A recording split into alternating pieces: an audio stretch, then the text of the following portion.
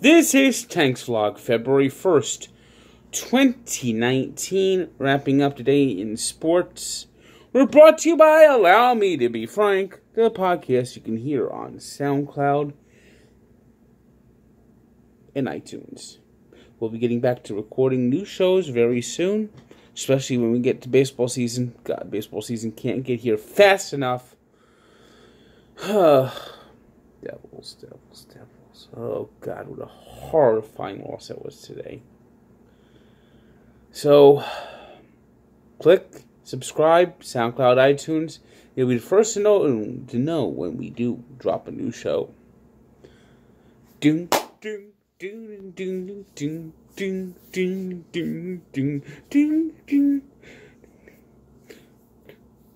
New York Knicks, our big fat joke. They think that they're gonna get it, they're just gonna come up broke. They can't get anything right. This team is a total fright. They'll never win again. No one's want to come to this mess. The Dolans have sucked the life out of New York City. Every loss they take makes the Knicks closer to getting relevant if they only get Zion. Zion is the only hope you see because Kevin Durant is going to not even come close here. This is not a situation you want to come to. In fact, Zion is probably going to say goodbye. The Knicks are never going to be good again as long as Dolan owns this team. This team's a joke. They're not going to go broke. All the fans are just going to be sitting there in tears because Knicks haven't been good in years. The Knicks. Oh, boy. How do you trade Kristaps Porzingis? They had the perfect plan. You don't play Porzingis at all this year. You tank. You draft Zion Williamson. You try to sign a free agent. You got your team. Now you got Zion. Maybe, if you get the number one pick. Maybe, because that's still a crapshoot.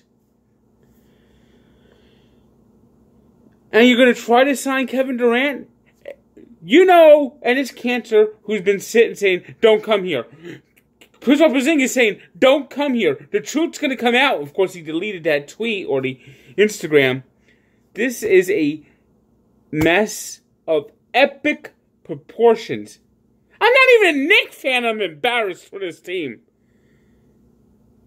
You know, the one thing the Wilpons have going for them is that they will never be the worst owners in New York thanks to James Dolan.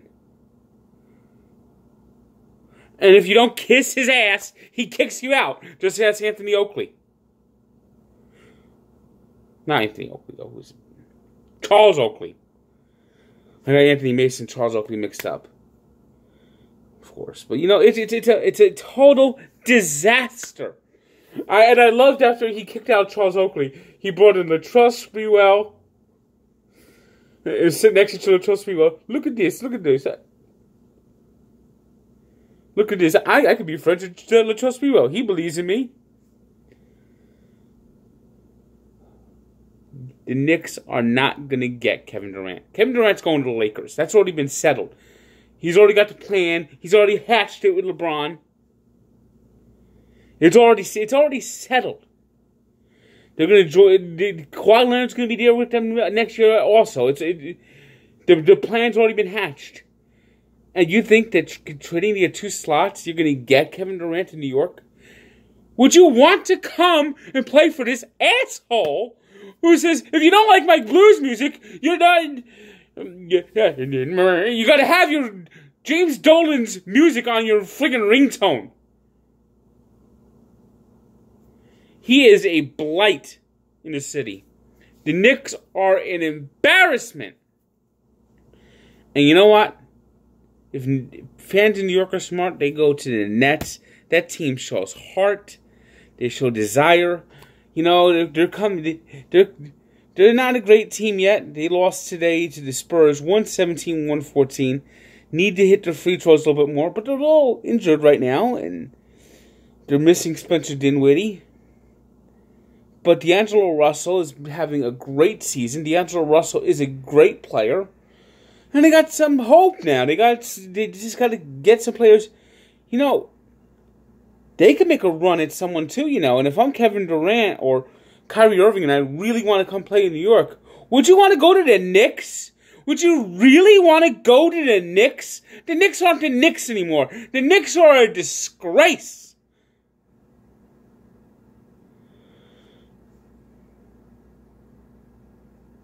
Total disgrace. You know, they used to be a laughing stock. This isn't funny anymore.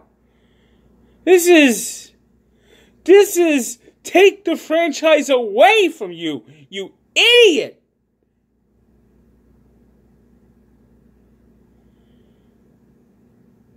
And if they don't get Zion Williamson, if they don't get that big player, Zion Williamson could turn this thing around. There's no doubt about it. Tanking is the right thing to do.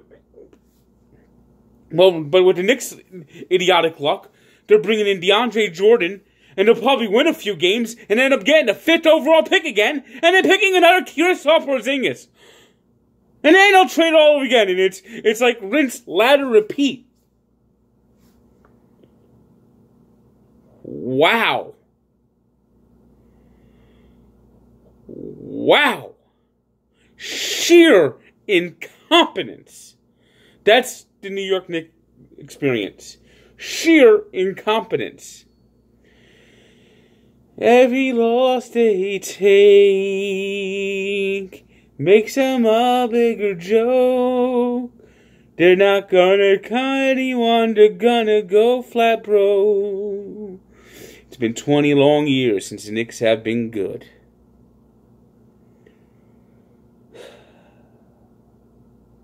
As mentioned earlier, the Nets lost today 117-114. It was the Pistons 93-89 over the Mavericks. The Magic 107-100 winners over the Pacers. The Milwaukee Bucks, best team in the East, beat up the Raptors in Toronto 105-92. Don't look now, but you know, we might be seeing Giannis Antetokounmpo in the NBA Finals.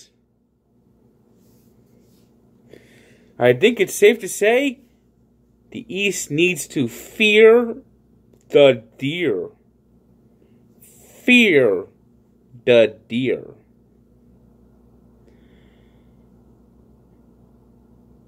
Meanwhile, the Warriors' 11-game winning streak came to an end as they fell to the Philadelphia 76ers 113-104.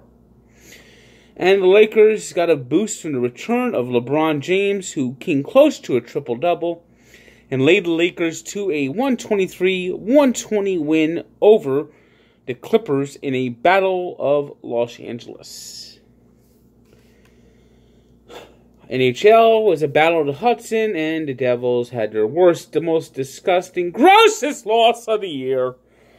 Oh, 2-0 lead. They had 2-0 lead. They were playing good, and then bad penalties, led the Rangers get that goal, and then you got Mika Zibanejad getting a damn hat trick, and they lost to the friggin' Rangers in the Meadowlands, not the Meadowlands, the Prudential Center.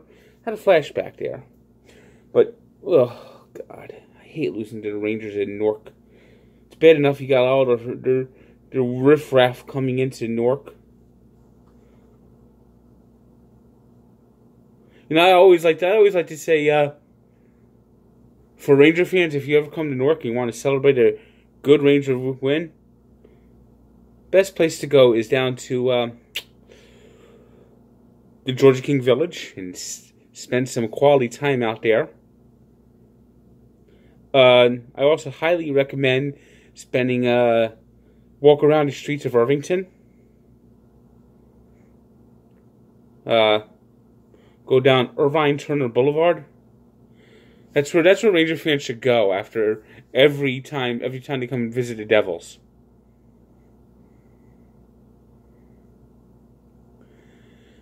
We got the Flyers beating the Bruins 3-2 in overtime.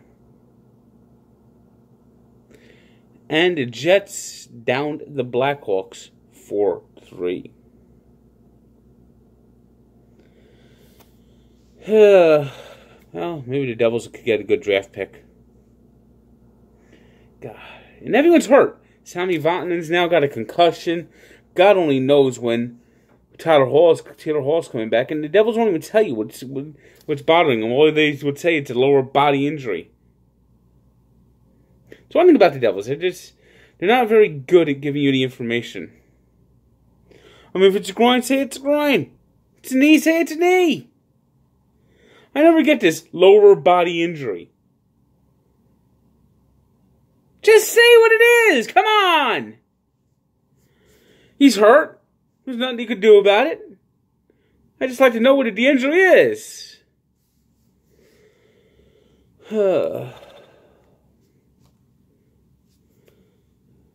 Today's 3 stars are Mika Zibanejad of the Rangers, Stephen Curry of the Warriors, and Andre Drummond,